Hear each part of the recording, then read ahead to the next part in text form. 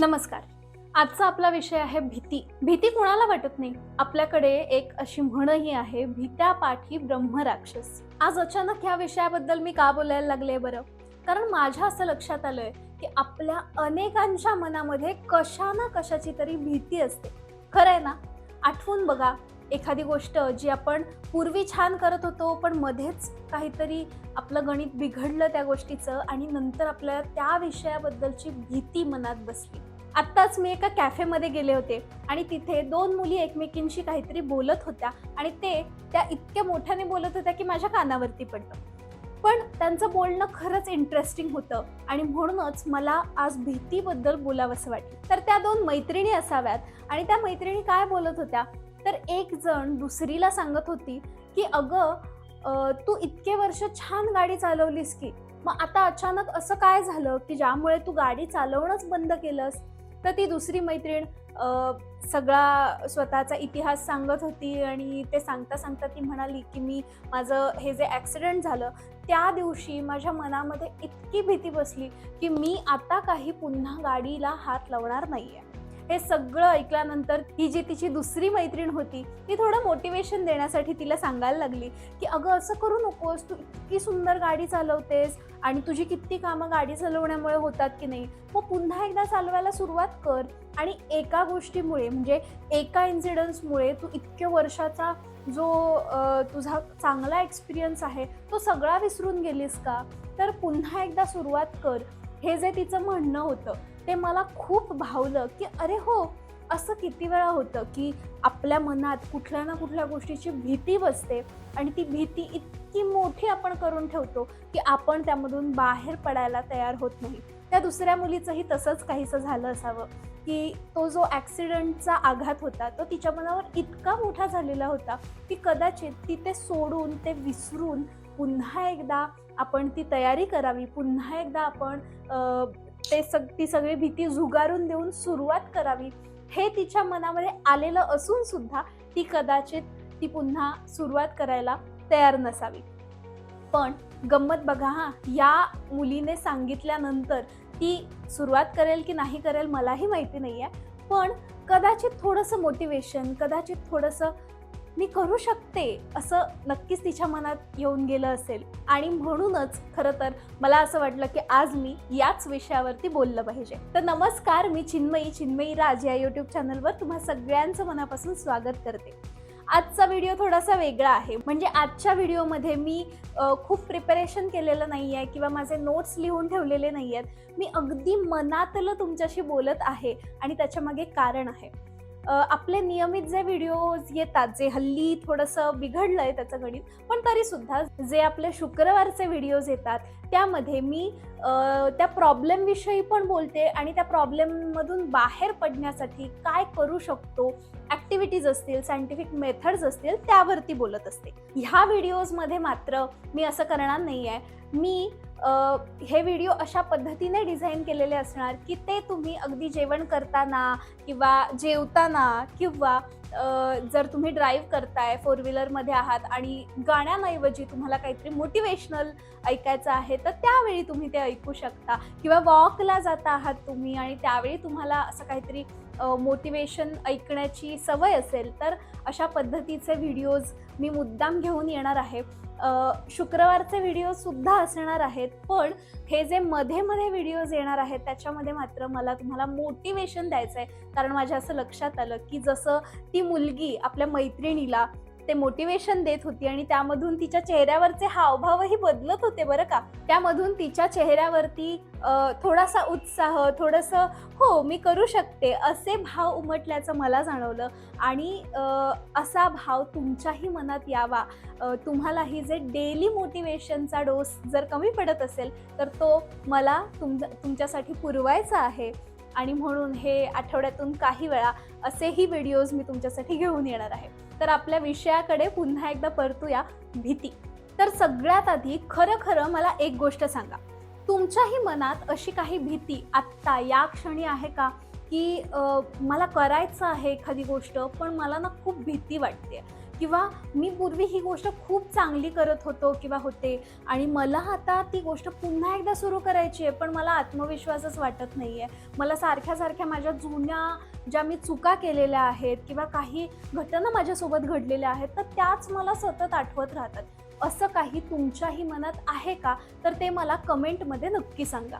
हे तुम्हाला विचारण्याचं कारण असं की बऱ्याचदा काय होतं की आपल्या मनात भरपूर विचार येऊन जातात, पण नेमकं आपल्याला हे कळत नाही की मला नेमकी भीती कशाची वाटते किंवा कुठल्या घटनेचा माझ्या मनावरती खरंच परिणाम झाला होता.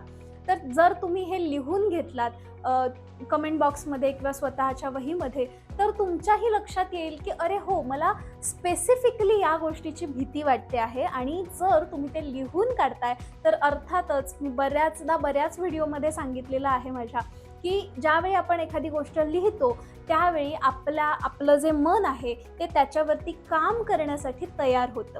तर आता ती गोष्ट तुम्हाला तुमच्या मनामध्ये क्लिअर झालेली असेल असं मी समजते. आणि जर ती गोष्ट क्लिअर झालेली आहे किंवा नाही आहे तरी सुद्धा ज्या गोष्टीची तुम्हाला भीती वाटत आहे किंवा तुमच्या मनात ती जी घटना आहे त्याचा खोलवर परिणाम झालेला आहे असं आपण समजूया. आणि या गोष्टीला आता तुम्हाला तुमच्या मनातून बाहेर काढायचं आहे. का? कारण की बघा तुम्ही जरा स्वतःला हा प्रश्न विचारा की जर ती भीती माझ्या मनामध्ये नाही आहे असं जर मी मानलं, तर मी काय काय करू शकतो? तर मी आज कुठे असेन? तर मी कुठल्या गोष्टी, कुठली स्वप्न पूर्ण केलेली असेल? हा प्रश्न विचारल्यानंतर तुमच्या मनात जे काही येईल ते सगळं तुमच्या मनामध्ये येऊ द्या. स्वतःला त्या भीतीच्या पलीकडे जाऊन बघा की हो, समजा ही भीती माझ्या मनामध्ये नाही आहे आणि आता मी कुठे आहे? जर ही भीती नसली असती तर मी कुठल्या गोष्टी ऑलरेडी पार केलेल्या असत्या. तर आपण एक उदाहरण घेऊया. मगाशी ज्या 2 मुलींबद्दल मी बोलले त्यांचंच उदाहरण घेऊया. त्यांना मी पर्सनली ओळखत नाही, आपण इथे एक फक्त उदाहरण म्हणून घेतोय. ओके, सो त्या मुलीने समजा ही गोष्ट पार केली असं आपण म्हणूया. ही भीती आता तिच्या मनात नाहीये. तर मगाशी त्या दुसऱ्या मैत्रिणीने सांगितल्याप्रमाणे तिची भरपूर कामं ती गाडी चालवते त्यामुळे होत होती.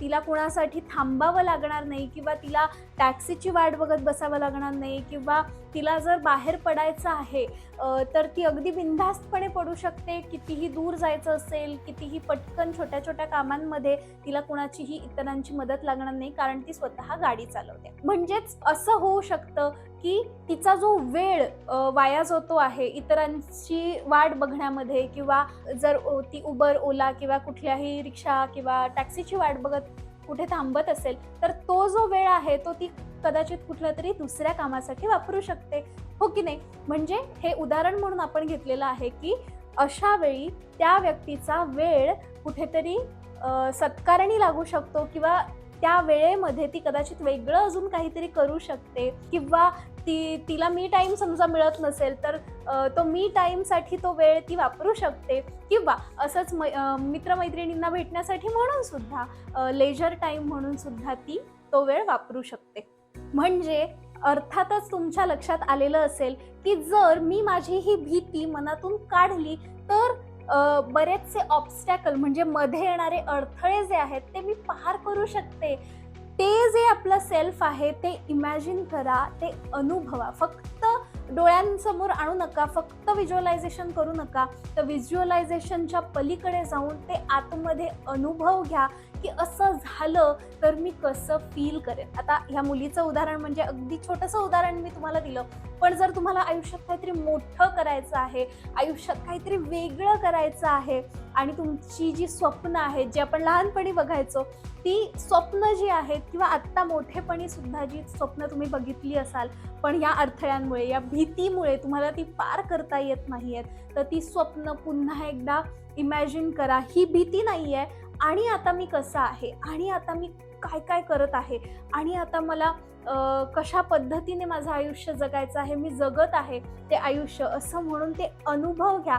आणि तो अनुभव जेव्हा तुम्ही घेता त्यावेळी तुम्ही एक वेगळ्या लेवलला गेलेले असता आणि हा अनुभव त्याच वेळी येणार ज्यावेळी तुम्ही पहिल्यांदा मनामधून त्या भीतीला बाजूला करणार. म्हणजे पहिली स्टेप जर काही असेल तर ती ही आहे की पहिल्यांदा त्या भीतीला बाजूला करून मनाने तरी अनुभवा, भीती नाहीये आणि आता मी कसा आहे किंवा कशी आहे. तर मला असं वाटतं की आजच्या दिवसासाठी तुम्ही हे नक्की करून बघा ही भीती जर माझ्यामध्ये नसेल तर मी काय वेगळं असेन, काय वेगळी असेल, तर आयुष्य कसं असेल माझं, हे फक्त विचार करून बघा, अनुभवून बघा, व्हिज्युअलाइज करून बघा, एक्सपिरियन्स करून बघा आणि ते माझं व्हर्जन मला आवडतंय का, ते व्हर्जन मला माझं खुणावतंय का, पुढे घेऊन मला जातंय का, हा प्रश्न स्वतःला विचारा. आणि जर या गोष्टीने तुम्हाला मोटिवेशन मिळालं, या गोष्टीने तुम्ही पुन्हा एकदा ती भीती बाजूला ढकलून पुन्हा एकदा तुमचं ड्रीम पूर्ण करायला, स्वप्न पूर्ण करायला रेडी असाल, तर आजचा हा व्हिडिओ सत्कारणी लागला असं मी म्हणेन. तर मंडळी, हे नक्की करून बघा आणि हे केल्यानंतर तुम्हाला कसं फील होतंय, काय वाटतंय, हे मला सांगायला विसरू नका. म्हणजे मला सुद्धा मोटिवेशन मिळेल पुन्हा एकदा तुमच्यासाठी असाच सुंदर व्हिडिओ घेऊन येण्यासाठी. आतापर्यंत आपण बरेच व्हिडिओ ह्या चॅनलवरती केलेले आहेत. तुम्हाला आवडले तर ते सुद्धा बघा आणि कसे वाटतायत हे सुद्धा कमेंट करून सांगा. भेटूया पुढच्या मोटिवेशनल व्हिडिओमध्ये. संपूर्ण व्हिडिओ बघितल्याबद्दल मनापासून धन्यवाद. भेटूच पुढच्या व्हिडिओमध्ये. तोपर्यंत काळजी घ्या.